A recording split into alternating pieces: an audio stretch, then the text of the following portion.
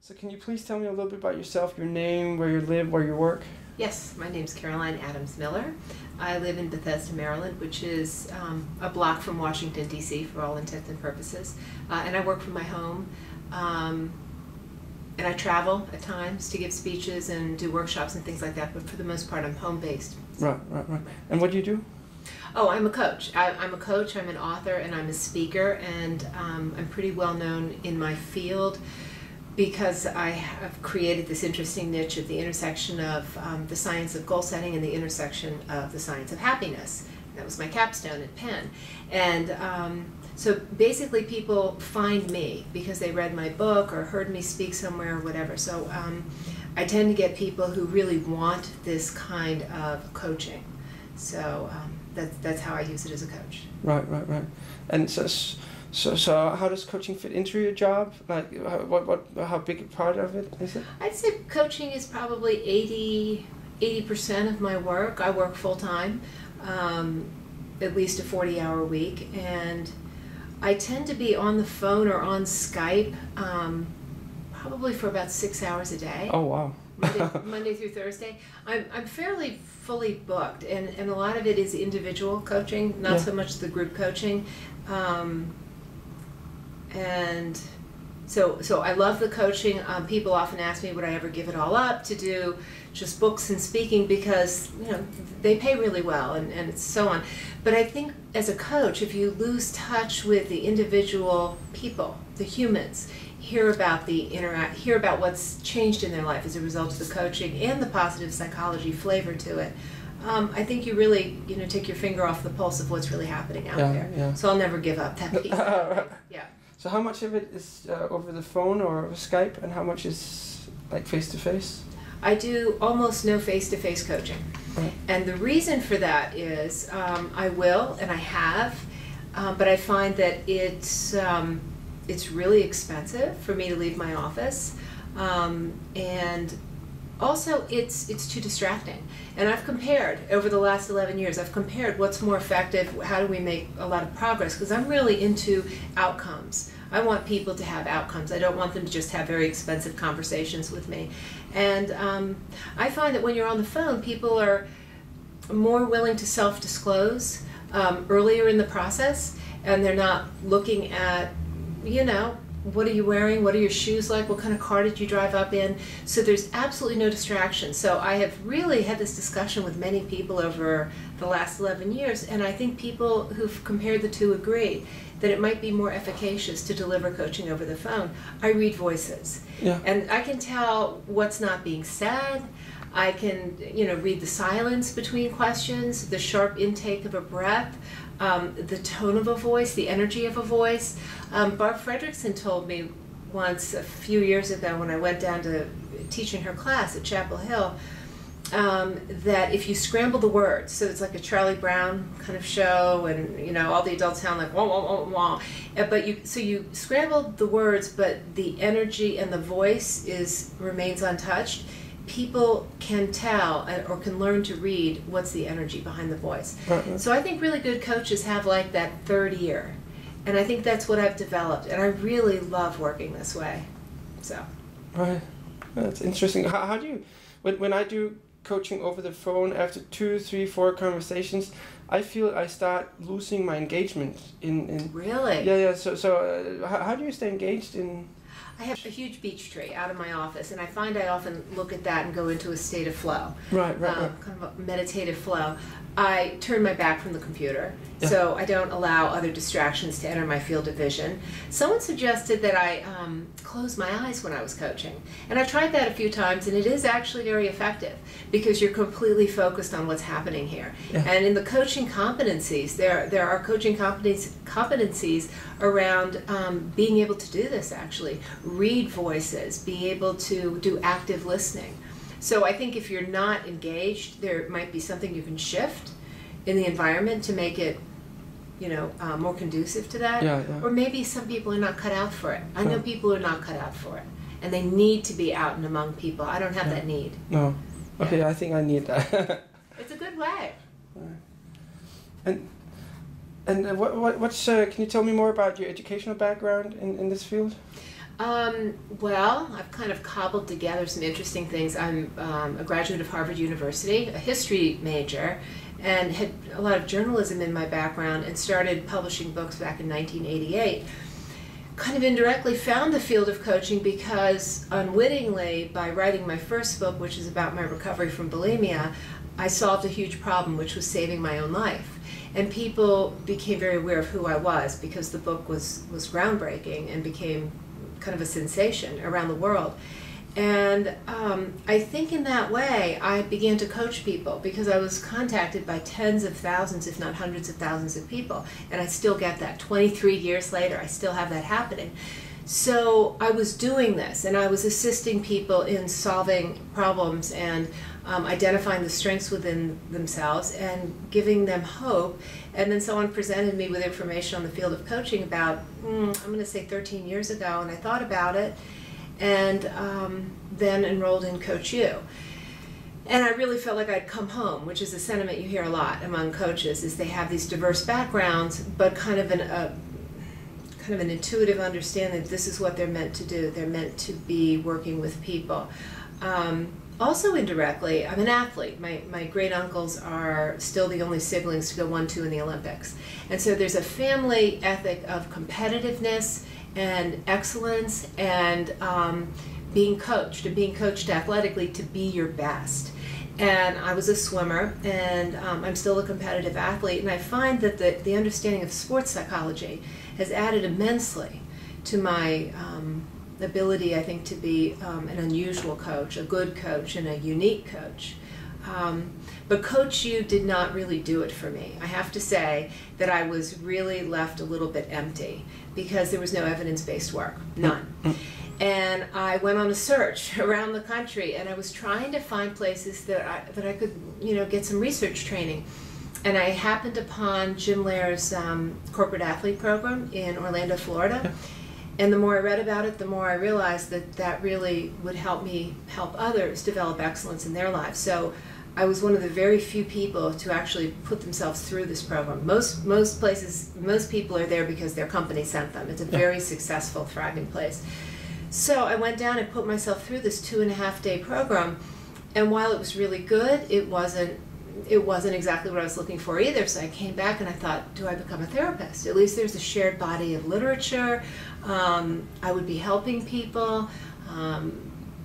It would scratch a lot of the itches I had, but I really didn't want to go into a field of focusing on what's not right. I knew on some level, without knowing positive psychology existed, that was what I wanted to do, but I couldn't find a place to study it. Then I did apply to the Albert Ellis School of Rational Emotive Behavior Therapy, and I was accepted, but that happened concurrently with a very serendipitous coincidence, and that was that my coach of 11 years happened to be one of the people who set up Marty's Authentic Happiness coaching program, which from what I understand is the most successful virtual rollout of coaching education ever. I mean, ever. Thousands of people took it. And I read his book, and I immediately started using the concepts with the clients. It was like a duck to water. It was just immediate. It really served a lot of purposes for me, and it was evidence-based. At least what he wrote about, the optimistic explanatory style. There was so much in that first book, Authentic Happiness. Then I went backwards and read Learned Optimism and some of his other books, What You Can Change and What You Can't. And then that all kind of shifted into high gear when the Time magazine ran that article in 2005 with a huge smiley face on the cover, basically saying the new science of happiness. And I think everybody at one time or another in their lives just gets a moment where it's just, I have to do this. I have to figure out how to do this. There's this little paragraph. It was almost like it was pulsating in the magazine. Little tiny paragraph that said, University of Pennsylvania is going to take 34 men and women from around the world for the first ever master's degree in applied positive psychology. And I knew that I had to do whatever it took to get in there because I knew it would be positive psychology, I knew it would be evidence-based, I knew it would help me as a coach, I just knew it. And so not only did I fill out the application and FedEx it, I added a question at the end of it, and it said, you didn't ask me why you should take me. And so I answered that question. But I knew that everything I'd been looking for in all the coaching schools and all the continuing education and the International Coach Federation conferences, where I just couldn't go to any more how to build your practice sessions. At a certain point, you're beyond that. I found, and I got into this program, and it just changed my life. It changed my life as a coach, as a woman, as a wife, as a sister, as a daughter, as a mother. It changed everything. And so one of the things I feel very strongly about, if you're a positive psychology coach or a coach who uses positive psychology tools, is that you become transformed by the knowledge you take in. And it can't help but impact the people you work with. So I think everybody filters it a little bit differently. Everyone I've worked with, this is what Marty talks about in the book Flourish, the Magic of MAP. We were all transformed. And I didn't anticipate how it would transform me, but it did. And I think that that's something unusual about this field. I'm not sure one size fits all with positive psychology coaches, because every one of us comes to it with a different background, and every one of us is like, I grabbed onto goal setting theory. That was my thing. Every one of us grabs a few things in it that speak to us that we then hopefully use with ourselves, and that makes us very authentic coaches. So I think it's a very interesting kind of body of people and literature. We have a ways to go, obviously. Yeah. But that's how I got into it. And it's just been one of the biggest forks in the road for me. And it's probably altered the course of the rest of my life in ways I haven't even kind of seen yet. So, and who do you typically work with? I work with men and women from around the world who find me, again, in a variety of ways. A lot of them are heads of companies or senior vice presidents at banks or law firm, head of a law firm. I've worked with Broadway performers. I've worked with really famous authors. I mean, I've just worked with a whole variety of people, but there is one variable that's always there, and that is that they're hungry for change in their lives. There's something missing. They don't always know what's missing, but they know that my style of coaching, my credentials, my books, I'm very fortunate that I have a very large media platform, so someone has sampled me already. By the time they get on the phone with me, they really know what I'm about. And it's people who want to get unstuck, people who are brave, people who are courageous, and people who are willing to do hard work. So I have the luxury of not taking everyone who wants to work with me. I really choose people who are ready to go out of their comfort zone. And whatever it is, write that book, make that lateral move in a company, go up, learn how to give speeches so you can, create a better platform. I've coached in political campaigns where it's just so interesting how my coaching played out in the course of the campaign, and the person won in this situation, actually a few situations. But it's so interesting how the apparatus of the political campaign can be transformed by one person getting coaching. Yeah. So it's usually about getting something done. Yeah. Yeah. And how do you do it? Like, if I wanted to be coached by you, what would happen? Well, the first thing I'd ask you is, what do you want more of in your life? And what do you want less of? And what are you willing to do to change? And there's a variety of ways you can ask, but again, I don't have a standard pattern. When you call me, I read the energy on the phone, so I don't always ask the same question. Sometimes it's, what would be the best possible outcome of our work together? Or what can you get from coaching that you haven't gotten from other self-help programs you've used, whether it's 12-step or therapy or another coach. Sometimes people have tried other coaches and not had a fit, and they find me because whatever. And but I do want to know, what is it they want to get done, and what is it that they think is missing in their lives that if they partner with me, they're going to get closer, or at least or get there. And this is before the first session? Well, I have a half-hour complimentary session where people ask me questions and I get to interview them too. So they ask me about, what's a sample coaching session with you like? Do you give assignments? Yes, I give assignments, but some people get anxious with assignments. So again, not everyone's the same. So there's not the same answer for everybody. Some people love assignments. Some people like email check-ins on a regular basis.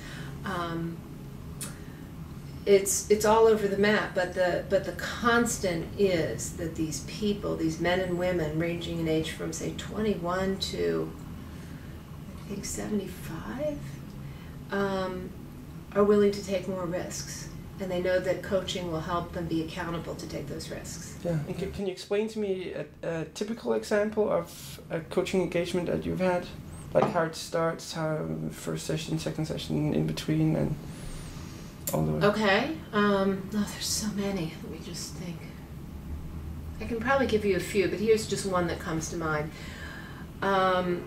A man in India I'm working with who was near the top of the company. He found me because I think my book is used in the Tony Robbins coaching program. I haven't, that's just what he said. So that's how he found me, and he said that he wanted to drill down and be more specific in learning how to set goals.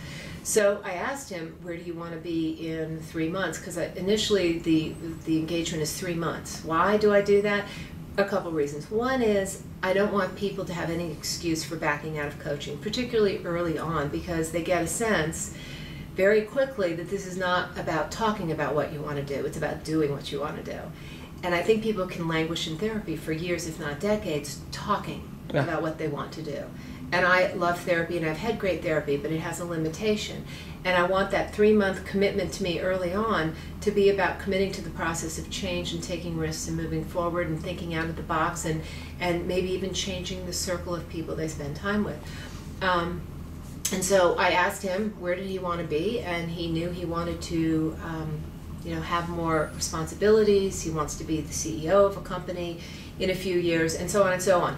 And then he had left out some personal initiatives. So I asked some questions about his family, and it turned out he had a lot of concerns about different things in his family around encouraging his children to individuate and support his wife and her business. So that, even without, I don't think, any planning, just through me asking some questions, quickly became part of the coaching engagement, because I don't think you can really separate out just professional ambitions from who you are as a man or a woman in the rest of your life. So one of the best things my own coach said to me in the year 2000, I think, was don't let anyone tell me that they're just a business coach, because all coaching is life coaching. The problem is the term life coaching has become so pejorative that I don't think any of us want to be called life coaches. I don't have control over how I'm described in an interview, but I think all coaching is life coaching. I really do believe that. So he loved assignments, he loved homework. I could hear the wheels turning when I would reflect back to him what he had just said. I got the feeling I was the 1 hour in his life every 2 weeks where he could slow down and not be taking meetings and not be performing and not being marketing, and he could reflect on what was really happening, and I could just hear him going, as I just reflected back and then challenged him to take action. So he loved book assignments, he loved homework. He rarely emailed me between sessions, but when he came to the session, he always started with, this is what I've done. Bottom line, we worked together for 6 months, and now I talk to him once a month, but he changed jobs. He's in a position of higher authority, more money, but also what I'm really proud of is he's got a better connection to his children as a result of the coaching that he thought was just for his company. So he's a more happy man, he's a more fulfilled man, he's a more well-rounded man, and he's also a healthier man, because one of the things I feel very strongly about, and we're not here yet as far as interventions, but a healthy mind also has a healthy body around it somewhere, and I really do believe in the power of exercise. So he got back to a regular exercise routine, and I consider him a great success story, but he's just one flavor of the kind of person I work with, and I can see an enormous amount of change in just 6 months. I think if people commit to the process of coaching for as little as 3, maybe as much as a year, I really do think people then have the tools and the encouragement and the hope that they can tackle all kinds of things in their lives. So 6 months, everything changed. Now, how can you get people to commit? I tell them that's the price of working with me. That they have to commit? For at least 3 months. Right. And you meet every second week on the phone? Or? I'd say that's the most common form of coaching, is every other week, but I do have people who talk to me every week. I have some people who talk to me twice a week. And usually that's people who front load. They front load. They want to invest a lot of money and time early on in the process of working on themselves, working on their goals.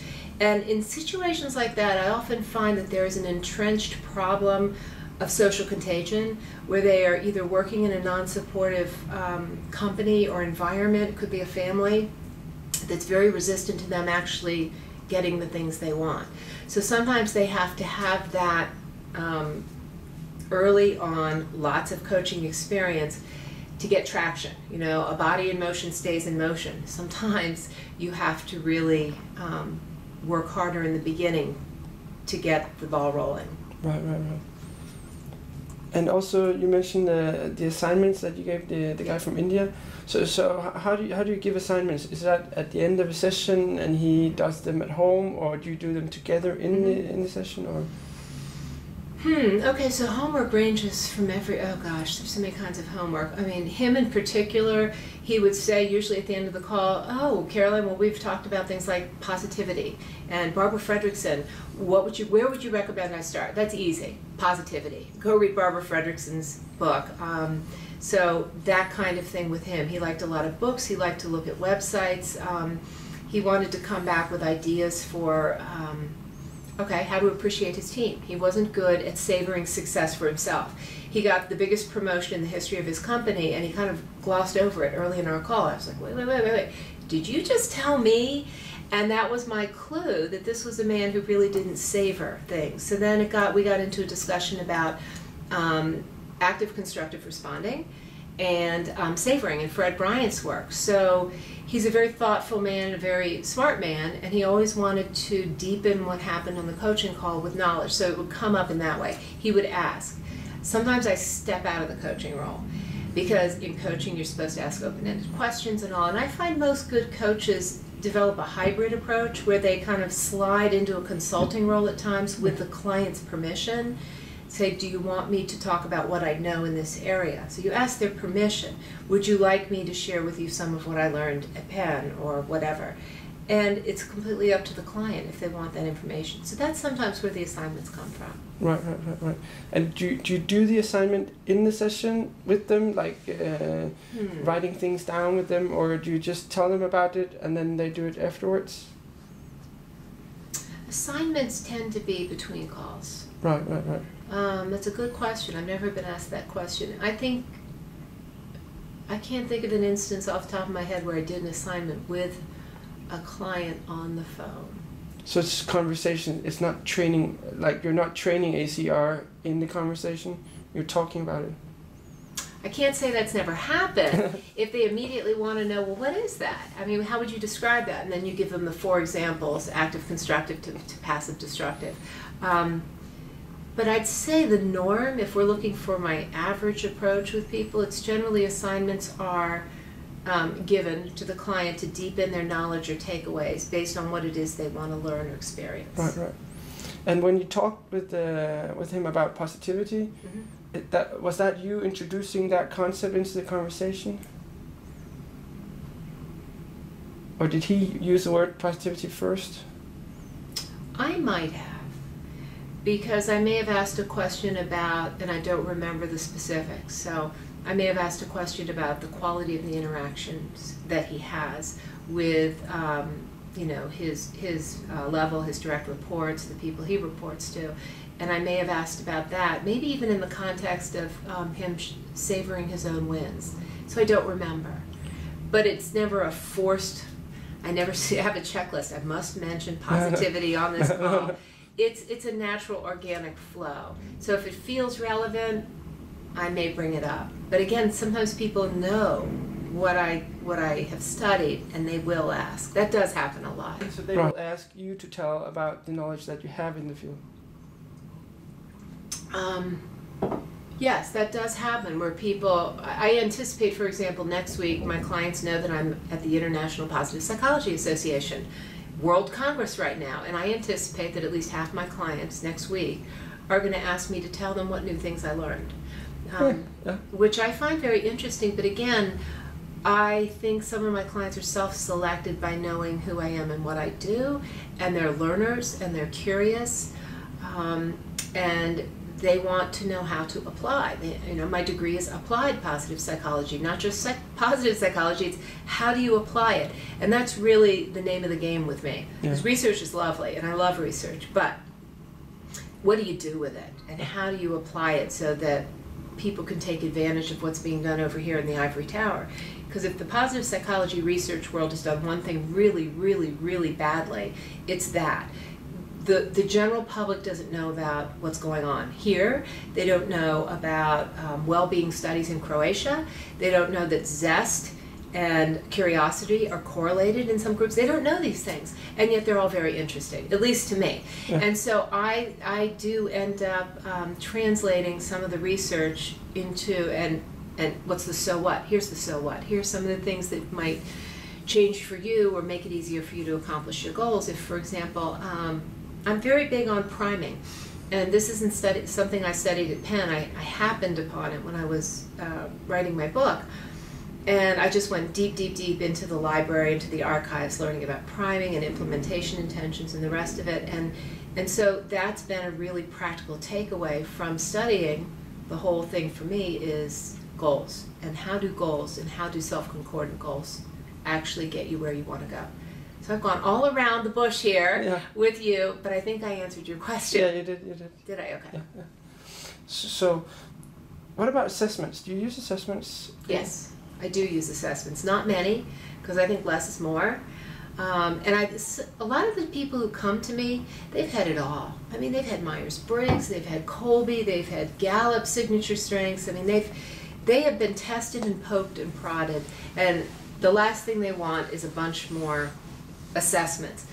But I think that the two assessments that people love and that I almost always use are the VIA, the signature strengths, or however it's said, the VIA strengths, and the grit scale. And the reason why the grit scale gets used so heavily in my work, again, is these are people who want to go out of their comfort zone, and they want to be finishers in life. Yeah. They don't want to be just people who start things. And so grit becomes very relevant if these are tough long-term goals. And so I want to know, and they want to know what's their grit score. So the assessments end up being very empowering. I've never had anybody walk away from the assessments and say, damn, I wish I'd had a better score on that.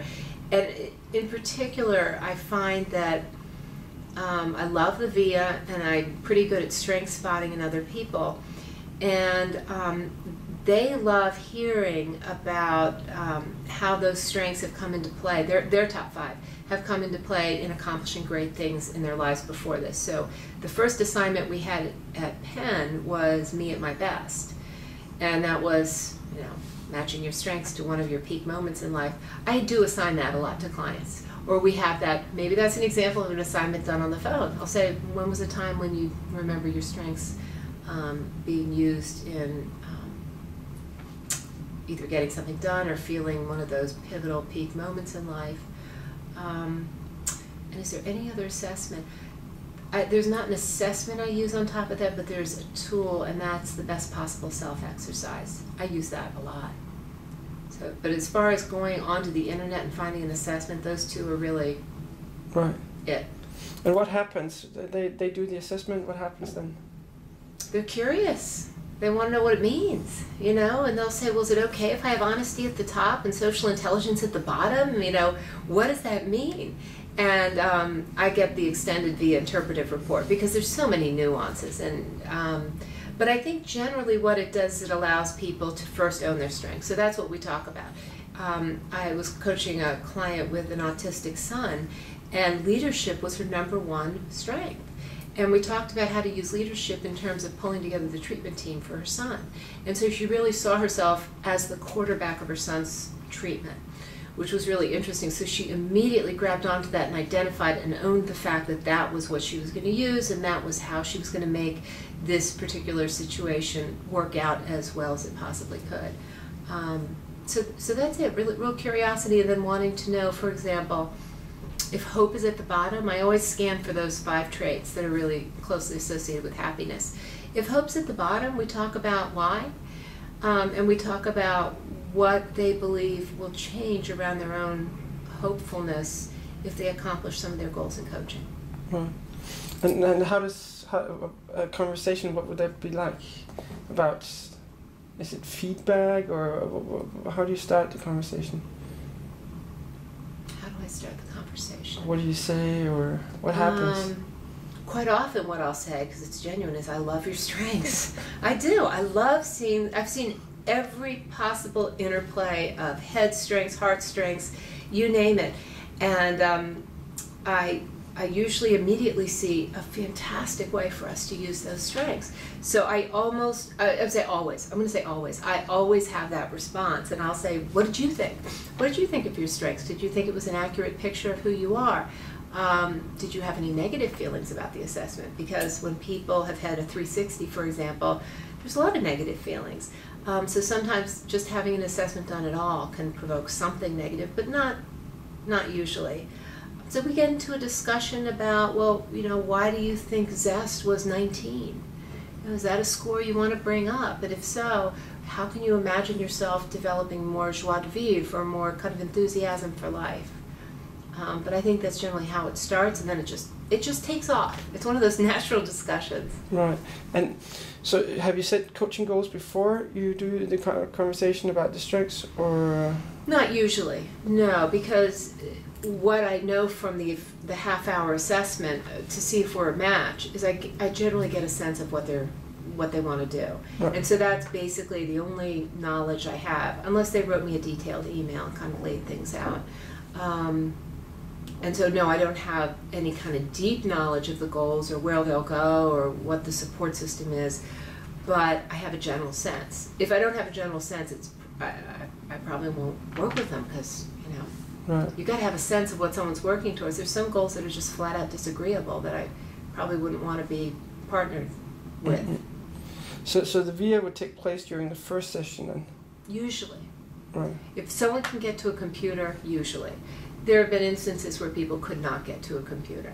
But I would say since 2005, when I first became aware of it and started using it, most people take it within the first 3 sessions, if they can. Right. And then we'll pair it with Gallup if they want more business language to go with it, and talk about how they support and complement each other. Yeah, yeah. What about the grit scale? How do you talk about that one? Well, I don't use it with everybody, but when I use it with people, I introduce it with why I'm interested in them taking it. And people are generally curious about what does it mean if they have a grit score of 3 out of 5. They want to know, is that good, is that bad? It's kind of average. But if their grit score is very low, say a 2, I think the discussion is, could you tell me a little bit about why this score is what it is? Do you have a history of maybe not completing important goals, or backing out at the finish line, or getting scared before the manifestation of something? And usually that is what I find, is that they have a history of starting a lot of things, but not finishing them. And I think the new millennials, that's why I have a chapter on the new millennials in my book, they've become a generation that's infamous for not following through with things, being a quitter in many ways. So that's another reason why it's become a very important scale to use. Right. What about positive interventions? You've mentioned some. Can you say something more? Positive interventions. Well, those come up in the context of, would people like to up their flourishing level, their emotional flourishing level? And if so, what is it that they find might be particularly interesting to them? I might mention a few of them. Again, they're in my book, so sometimes people know them or they're familiar enough with positive psychology. But some of the positive interventions I use a lot, we start with signature strengths. That's a positive intervention. People love knowing their strengths, and they love talking about how to use them more creatively or to pair them with another one or whatever. So that comes up a lot. I'm very interested in journaling, and I found a study showing that blogging actually confers all the benefits of journaling, literally times 100. And the reason why is because you actually get feedback from other people. So you're not just journaling, you're journaling publicly and being affirmed for that. So that was a study at MD Anderson, patients going through cancer treatment, getting chemotherapy. So I've had a lot of clients start blogs as part of a positive intervention, to be heard, to have a voice, to make a statement. It's very easy to start a blog. I mean, I've had clients get the assignment to start one. We'll talk early in the day, and I'll say, do you think you can have it up by 5? I can't tell you how many times people have emailed me at 5 and said, it's up. And I'll go check, and there it is, WordPress, and it's very interesting how quickly people can mobilize if they want to. That has been a great form of positive intervention, is the blogging. so journaling/blogging. Exercise. I feel very passionate about exercise for all kinds of reasons we don't need to go into, but the mere fact that it's correlated with chemical changes in the body that then make you think more clearly and feel better and so on and so forth, I think that's one of the things that most of my clients end up adding to their lives or adding more of, so that it becomes consistent and regular.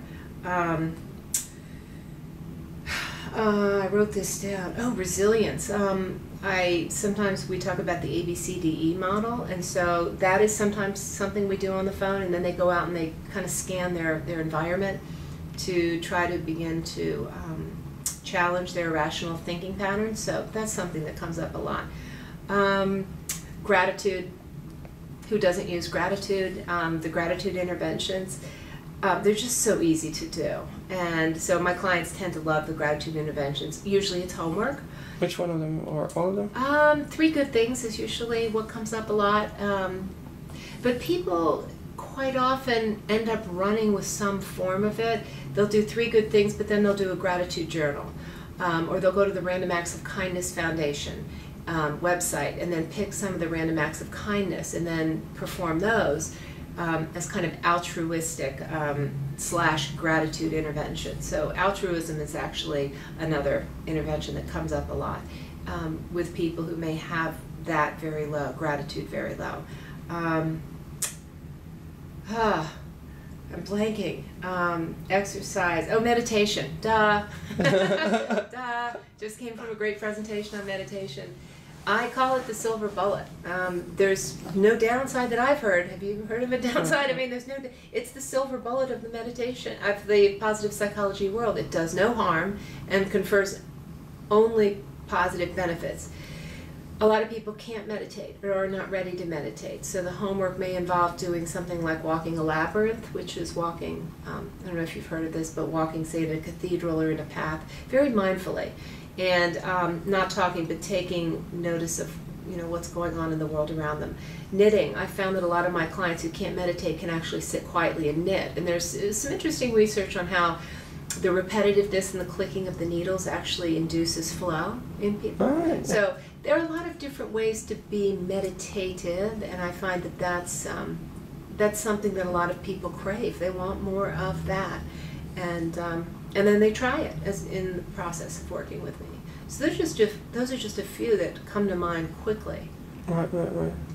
And so how do you use them? Like, what happens? You present them? We discuss them, and we discuss whether or not it's a fit. I don't want them to adopt a goal or a PI just because I thought it was a good idea, or I was enthusiastic about it. It has to match who they are and what they're trying to do. For example, an introvert may not necessarily want to join a team sport. I swim on a team, I row on a team, but that's not for everybody. So we discuss whether or not this is something they want to do and why. Then how will they carry it out? And why do they think that particular intervention would be useful for them? Why does meditation sound like such a good idea for you? Do you need more mindfulness in your life? If so, can you give me examples of times in which not being mindful caused problems for you? Or gratitude. If gratitude's number 24, they can usually think of a lot of opportunities they've missed to actually say thank you to people. So then in the next session or in emails between the sessions, quite often people will report on what they've done, how they've used it, but it's critical. I mean, it's absolutely critical they walk away from a session not feeling like it's something they're doing because I think it's a good idea. Critical. Because there is good research on the positive intervention person fit, and that's very unique and very subjective. So sometimes we try a few of them to see what sticks. So try a few in the same session, or one session one, and then the next session another one, or? So, let me think. I think it would be unusual for someone to leave a coaching session with 3 PIs that they wanted to go do. Usually it's 1. They want to try 1, maybe 2. So, and then we discuss it afterwards. So that's kind of how it manifests itself. And the discussion afterwards, what's that like? How'd it go? how'd it go? Did you do it? Did you go to the meditation website? Did you sign up for that silent retreat at that monastery? Did you sign up for the swim team? Did you go? Did you run? Did you walk? Did you get a pedometer? And that's, to me, one of the beauties and one of the core competencies, again, of being a coach is holding people accountable. So if I were not to check in, I think I would almost be adopting kind of a therapist kind of approach, which is let's deal with what just walked in the room here. Sorry. So, so that's basically how it goes. I'll ask how it went. And what happens if they say no? They say no. We talk about, well, you know, is it still something you want to try to pursue? Did something get in the way? Is something appealing to you more that you'd rather try? I generally don't ask why questions, and I think most coaches try not to ask why questions. But we can get into a discussion, for example, if it's someone with a low grit score who doesn't always follow through with things, it might be an early red flag that it's going to be another kind of experience where they don't quite get to the finish line. So it's important to start to spot things. Now that would be unusual, like one session to the next session they didn't do a positive intervention, because a lot of things can happen. But I generally do some form of follow-up. I rarely forget if somebody discussed something and then we don't get back to it. Right. And what happens if you see the red flag? Like, how do you help the person? I call them on it. I think as a coach, you can't always play it safe. You have to take risks, and you have to be kind of bold with people, because they are looking for results, and they know that's my style, and I will point out themes that I see, particularly if you have the privilege of working with someone over time. You get to know them. You get to know their themes, their patterns, the things that hold them back, the phrases that they use when they're getting scared. So that's the beauty of kind of a continuous set of sessions with somebody. But yeah, I mean, why pussyfoot around, you know, there's an elephant in the living room, we got to talk about it. Because if I don't, somebody else is going to, you know, do it, and maybe not in as supportive a setting. Right. So are you very supportive or very challenging or both? Or? I think I'm both. I'm supportive and challenging, because I think they need to bond with you. You can't challenge someone out of the box, you know, because they have to bond with you. You have to establish trust and intimacy. In the field of motivational interviewing, which I've studied a lot, I mean, when the addict believes that the counselor believes that they will recover, they tend to recover more often. So I'm looking for that bond, that I want to be also this bandura, you know, supportive other in their environment to help them build their self-efficacy. So it's a fine line. You want to be supportive, but you also want to push them out of their comfort zone because of all the fantastic research that I really, really love on going out of your comfort zone to actually attain self-esteem. There's no shortcut to self-esteem. You don't get it by getting a trophy for being on a soccer team. That's not it. And you can't do these affirmations. There's research on why certain people shouldn't do affirmations. So I'm a big believer in going out of your comfort zone. Right. And you have to challenge somebody to do it. If they could do it themselves, they wouldn't be on the phone with you. And how do you do it? Like, how are you supportive and challenging at the same time? What do you do? Yeah, I'm supportive and challenging. I work in a solution-focused model right now because I really do like the format of solution-focused work. But you know, you support for change and you support for challenge, or you challenge for action. And I think that it's one of these processes where you have to be able to read the client. Timing is everything. So I'm always supportive, but there are times when you also want to be supportive with love. It's like the baby bird has to leave the nest. It's like, you know, at some point my kids had to tie their shoes by themselves. I mean, there are times you have to be slightly uncomfortable to attain mastery. And some of the great research we heard here this week that I'm familiar with in other settings too is that we're all striving for mastery. I mean, we are driven to have mastery experiences. And those mastery experiences are what builds self-efficacy, which contribute to flourishing, which then precedes all success in life. So you got to start, you know, there with mastery experiences, and you don't have them unless, you know, you're willing to take risks to have them. Right. What about knowledge sharing? Knowledge sharing. Again, with the client's permission. It's not a class. I'm not running a class. I'm not teaching. But if there is a question about where can I learn more about this, or can you tell me more about, self-determination, or why building mastery can contribute to, of course they aren't using all these technical words, but in language that could be more day-to-day, a lot of my clients will want to know what's beneath it, what's the theory, is there a theory, because they don't want the approach where they go walk on coals because I said so. I find that people want to know why. So with their permission, I will, occasionally share information that is relevant, that could be part of their assignment or assignments to read. Right. And so when do you know, like, what to say and when to say it? And I think that's just social intelligence or emotional intelligence, just reading the moment, reading the client. I think you become accustomed to the ebb and flow of a good coaching session where it's time to either introduce something or to ask them a question that might provoke certain responses that could lead to that. So there's no one-size-fits-all to that one either. Right. You know because it's like the Supreme Court in porn. I don't know how to define it, but I know it if I see it. That kind of thing. I think it's intuitive. Right. What about flexibility, like changing theories, models, assessments? What do you think about that? Do you do that? You mean, do I continue my learning? No, do you adapt things to your clients and their context? Do you adapt your assessments? Do you adapt the theories? Yeah.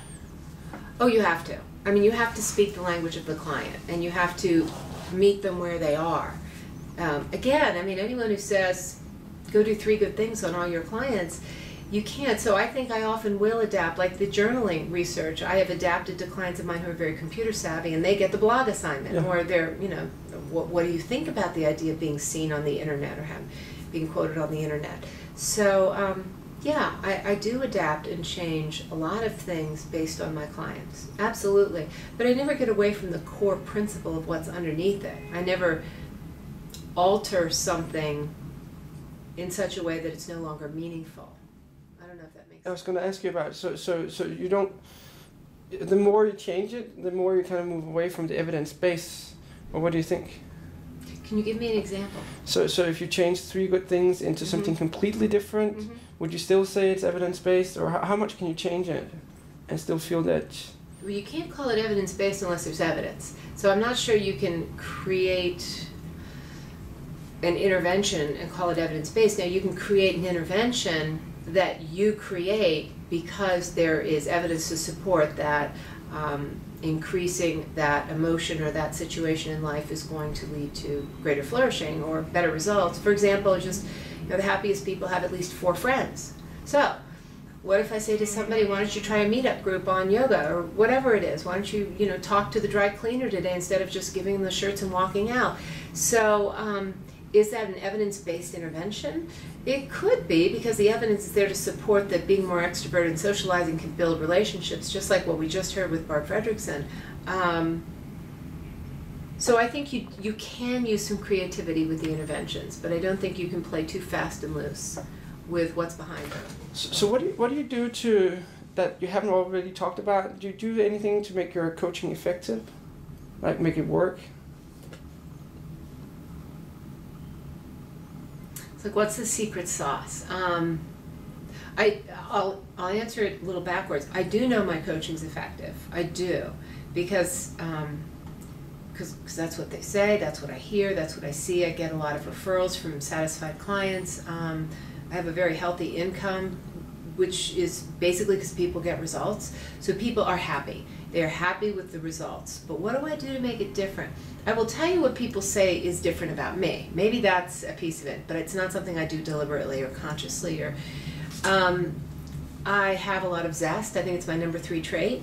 I have a lot of energy. Some of it could be because I have attention deficit hyperactivity disorder, which is a blessing and a curse, but I'd say primarily a blessing.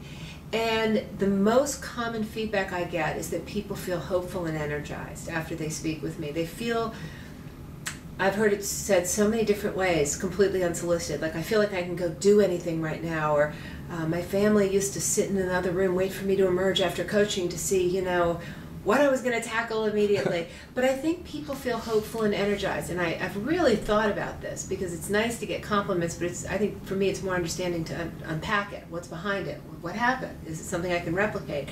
But I think it's who I am. I think it's the energy in my voice. I think it's the fact that my #1 trait is love and be loved. And I think it's because I fall in love with my client's potential. I do.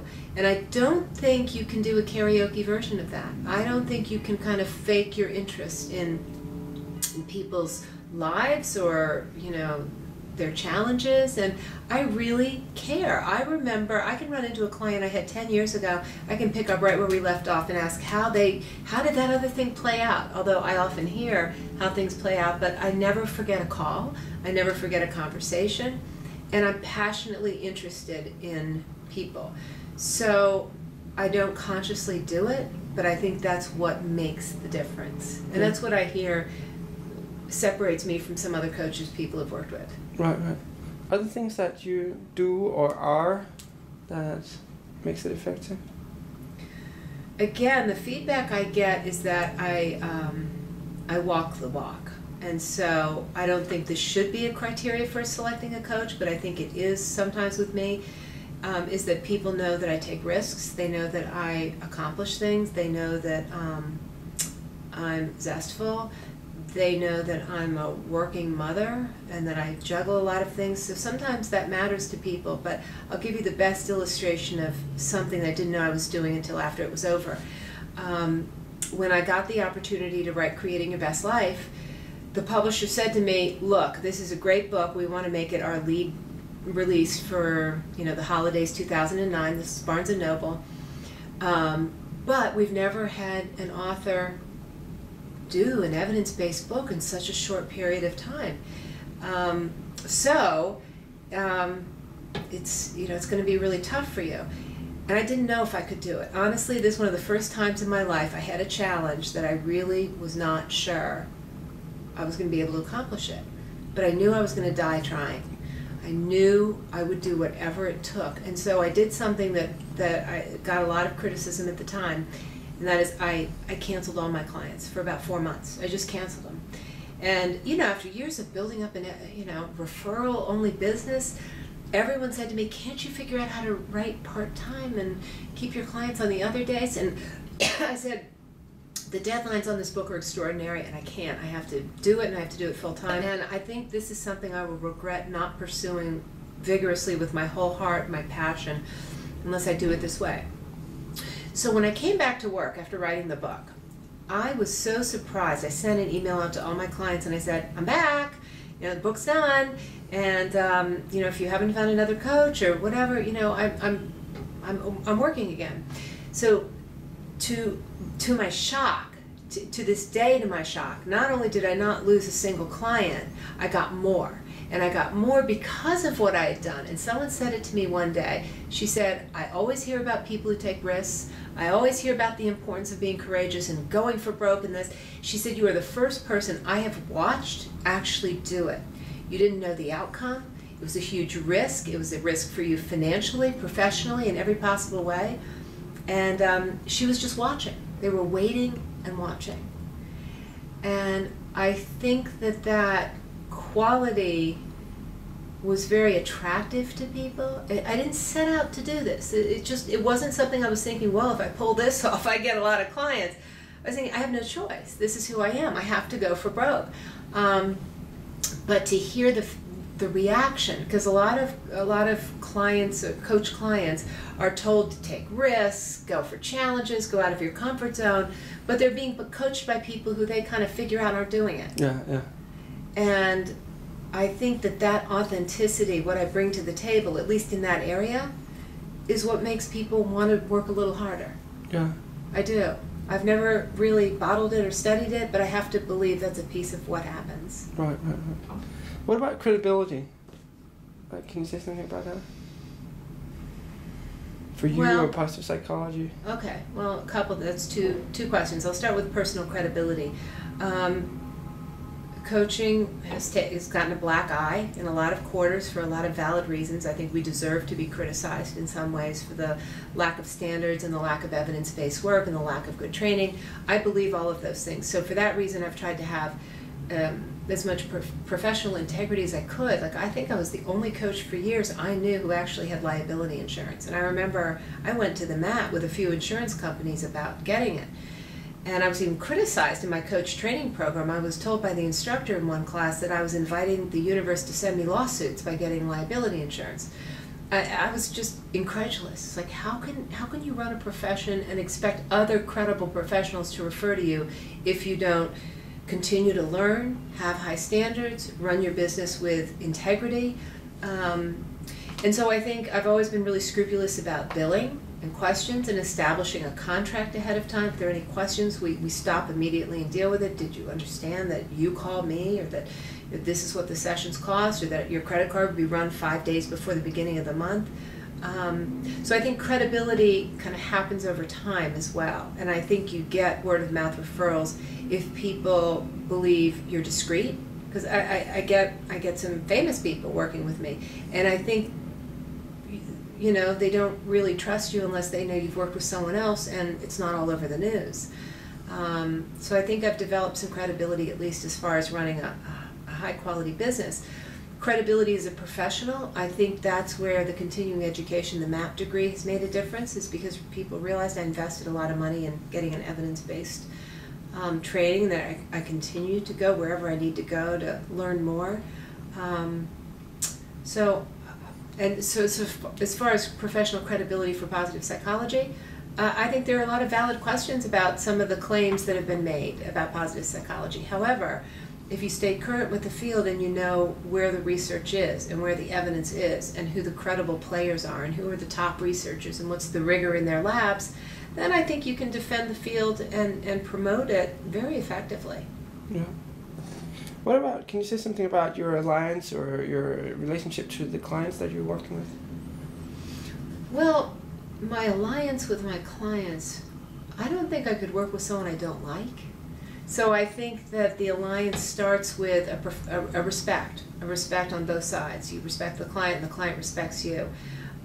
It deepens over time. So I think that if you start well, you end well. If you start with a poor, shaky foundation, maybe you take a client because you need the money or something, I think it would not work out particularly well. So I think if you're consistently there for them, you respond promptly, you respond to their challenges or wins in an authentic, active, constructive way, or with empathy or sympathy, or I think that really over time adds up. If there's a death in the family or someone needs to travel or something comes up, I think you have to be flexible, and that builds credibility too. You're not seen as some inflexible kind of robot, just kind of churning out clients. So I think there are a lot of little factors that add up. But again, I think it comes down to the authenticity of the warmth and the connection and the bond. Yeah, yeah. What about the client engagement? How do you make sure that the clients work towards their goals also when you're not there? Well, they have to own their own goals. So one of the first things is you can't just set a goal and say, oh, here we go, let's set some little baby steps along the way. Because there is a whole science to what's a good goal and what's not a good goal. And I learned that at Penn and later as I learned more. So first of all, you've got to figure out, is it the right goal? And if it's the right goal, it's going to be a self-concordant goal. So the client is going to own it and bring passion to the table. I can't do that for them. And then, you know, will I know that they're going to pursue their goal when I'm not there? You know, I don't really know, but I have faith that if we work on things and break out steps and we kind of establish what's the motivation, how are you going to do it, are you going to use implementation intentions to make sure you actually write that resume when you say you're going to write it, that kind of thing, then I have, and then if I expect success, quite often there is success. Yeah. But you can't make them do it. You know, it's their goal, their life, I'm just a conduit. Other things you do to make sure that they're engaged in the process? Engaged?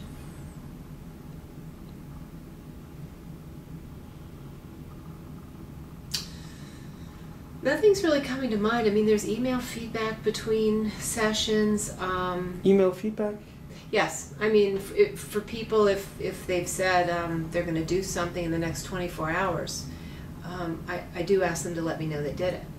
And that seems to light a fire under a lot of them, because they know I'm waiting. And I don't do that for everybody, and I don't do it for every goal, because that puts me kind of in the role of being like a babysitter or a cop. It's, again, an intuitive feeling that they need that one extra kind of, she wants to know. She wants to know I did it, and I'm paying good money for this coaching relationship. So, so that's something that helps with engagement. But I think during the coaching call, I think the most important thing is you can feel or hear the engagement in their voices. And that's really the determinant, I think, of the engagement. And you can read that in a call, not necessarily between the calls. Right. Yeah. Right. And you've mentioned a little bit what your clients say, like the feedback that you get. Mm-hmm. Can you say something more about it? How do they respond to positive psychology coaching? Well, I think I'm a coach who does positive psychology. I'm not sure I'm a positive psychology coach. So I don't know if that puts me in a whole different camp here.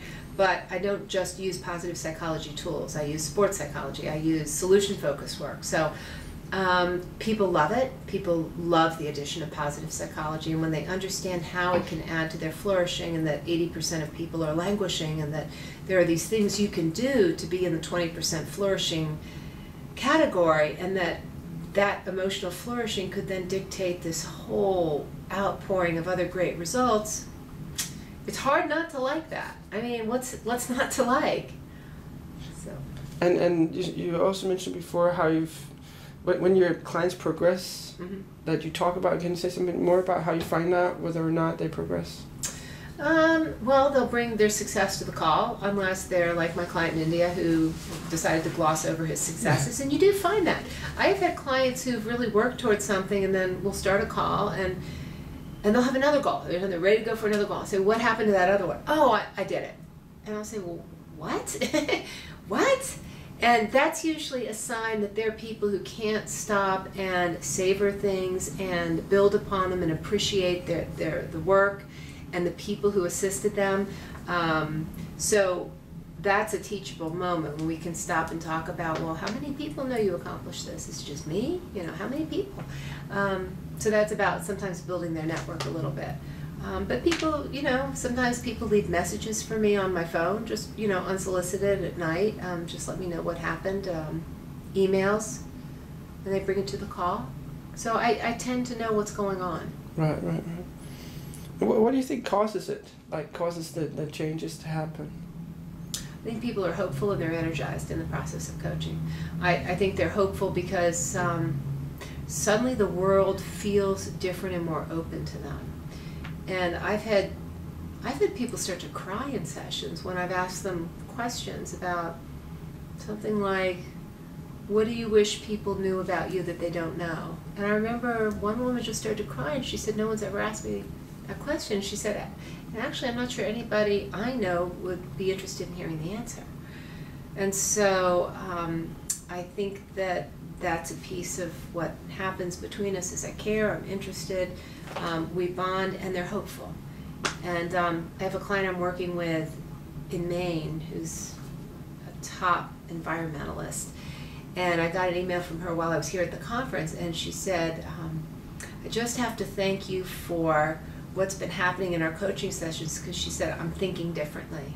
So I almost feel like I have Caroline on my shoulder or Caroline in my head. I actually hear that a lot. They hear my voice asking them questions like, why not? Instead of why not? Why not do that? What's standing in the way? But she said, I'm starting to dream bigger.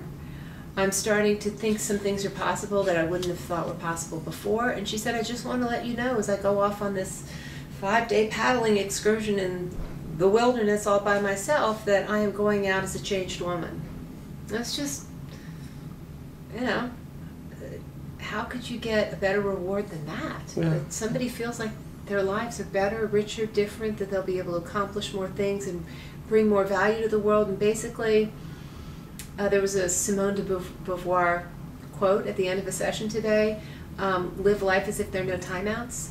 I almost feel like when my clients leave, there are no timeouts. They're going to go for it. And that's kind of what I think happens. And I'm so lucky to do this work. What else do you think could be the mechanisms? I like my answer. I I mean, I can talk about hope theory and how it creates pathways thinking. So I think they think differently. I think they're hopeful. I think they have new tools. I think a lot of people are altered by the idea of social contagion and the fact that the people around them have a huge influence on whether or not they're going to be successful. So I think they feel empowered that they can change some things that they'd never thought they could change or should change or would change. So I think it's that sense of possibility and hope and energy and optimism and the fact that I believe, and this is not phony, I don't just believe in anyone's goals. I can't fake that. But if I really do believe and feel their passion, there's a lot of things people do in life when they feel that love. Yeah. And what do you do to stay updated yourself, like develop yourself professionally? Well, I love the research. So I've made a deal, for example, at the University of Texas that I have access to the library. So that's, teaching doesn't pay much. I love to teach, but one of my greatest benefits is that I have access to research, which is, it's like my lifeblood. I'm on several wonderful listservs. I get several journals and share several journals with other people, but I try to stay really current, and I also go to conferences and learning experiences that are way off the grid, that are not coaching conferences. Two that I did last winter come to mind. They were at Harvard Medical School Continuing Education. I don't even know how I got on that mailing list, but there was one on peak performance that was absolutely fascinating with a sports psychologist who's also lived in Tibet, so it was east and west in terms of performance, and it's fascinating. I knew how to apply some of that stuff while I was sitting there. It's just brand new stuff. And then another one on, I'm blanking, but I go to medical school conferences. I go to anything that allows me to learn more that I think will be of benefit to my work with people. I'm interested in what makes people tick, and I'll go anywhere to learn that. Right. And when you learn something new, how do you integrate it in the way that you already work? How do you take and use it? It's almost like what I'm feeling right now. It's like I took in so much information here. I feel like my brain is a big unformatted hard disk, and it's all kind of going into slots. And as over the next few days, it's going to settle, and I will then probably have some new breakthroughs and ideas about how to apply some of the work. But I think it comes as I think about it and talk to people, and kind of in my quiet moments, I have little aha, oh, I could do that. But the minute I saw, for example, the study on blogging and how it confers all the benefits of journaling times 10, I mean, that was immediate. Oh my God, I know clients for whom this would not only help them achieve their goals, but it would up their well-being. Wow, this is great. So sometimes it's obvious and sometimes it's subtle. Right. What would you say makes it different? Like what makes positive psychology coaching, or coaching where you use positive psychology, what makes it different from other types of coaching? Well, that's a good question. And I actually just wrote a textbook chapter about that. I think if you just do positive psychology coaching, you might be limiting yourself a little bit. I think it's probably a very helpful form of coaching if you're only doing positive psychology. I'm not even sure what that means, though. I don't know, is there a definition for this? I mean, positive psychology coaching might just be only using positive psychology as your frame of reference. I think it might be limiting. That's my first reaction to that. But probably very helpful to a lot of people. But for the people I like to work with, I think every coach defines who they are and what interests them and what's unique about what they bring to the table. It's just, it's a toolbox. It's one of my tools, but an incredibly powerful, helpful set of tools. Right. And are there things we have not talked about you, the way that you work, that are important to understand to kind of get the full picture? Things I've not been thinking about, haven't been asking about?